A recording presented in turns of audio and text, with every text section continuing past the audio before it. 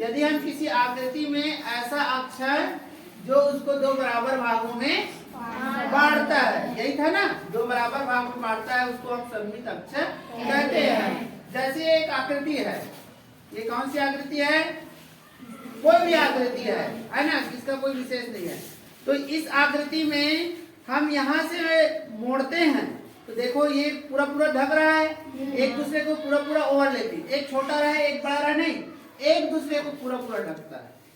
पहला वाला दूसरे को ढक रहा है, दूसरा वाला पहले वाले को ढकता है। तो ये जो लाइन होता है, ये वाला लाइन, ये वाला लाइन, ये क्या कहलाता है? सममित अक्ष। और ये इसमें दो सममित अक्ष है, ये दो सममित अक्ष है नहीं? और खींच सकते हैं क्या इसमें सममित अक्ष? नहीं। इसमें खींच सकते हैं? नहीं। हो सकता है क्या? नहीं हो सकता इसमें सममित अक्ष। वैसे ही ये आकृति है, ये ऐसा कर दे, अब ये आकृति में सममित अक्ष हो सकता है क्या? नहीं। अनियमित काट है ना? इसमें ऐसे मोड़ेंगे तो ये एक दूसरे को ढक रहा है, तो ये सममित अक्ष है। ये लाइन क्या है? सममित अक्ष है। लेकिन हम ऐसे मोड़े तो ये सममित अक्ष होगा क्या? नहीं। केवल इसमें ये वाला सममित अक्ष है, इसको हम सममित अक्ष कहेंगे। ठीक है, समझ में आया? सममित अक्ष समलंब। अब इसमें सममित अक्ष है क्या? ये यदि बराबर है, इस स्थिति में यहाँ से मोड़ रहे हैं तो ये सममित अक्ष है। तो इसमें एक सममित अक्ष है, एक सममित अक्ष है ना? यहाँ से मोड़ेंगे तो ये तो ओवरलैपिंग कर रहा है, लेकिन पूरा पूरा कर रहा है क्या? नहीं। देखो इधर ये बज रहा है, तो ये सममित अक्ष कहलाएगा क्या ये वाला? नहीं। केवल ये वाला सममित अक्ष कहलाएगा इस आकृति के, लेकिन सभी समलंब चतुर्भुज सममित अक्ष नहीं होगा। ये हमारे पास जो सामने दिखा रहे हैं, ये आकृति सममित अक्ष है।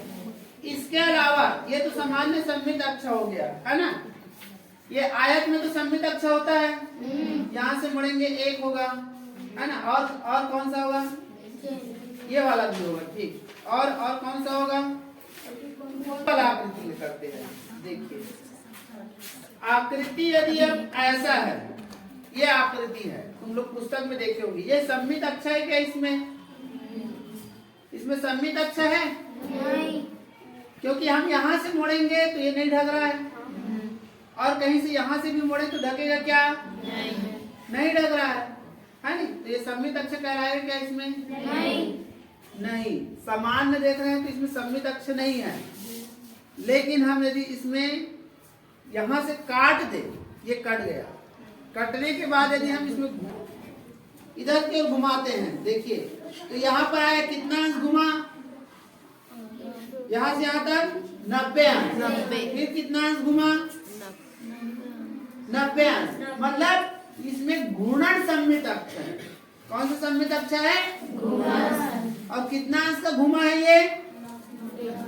एक बार 90 और एक बार 90, तो कितना हुआ? 180। इसका घूर्णन सममित अक्ष है, और कोण कितना है घूर्णन सममित अक्ष का? 180।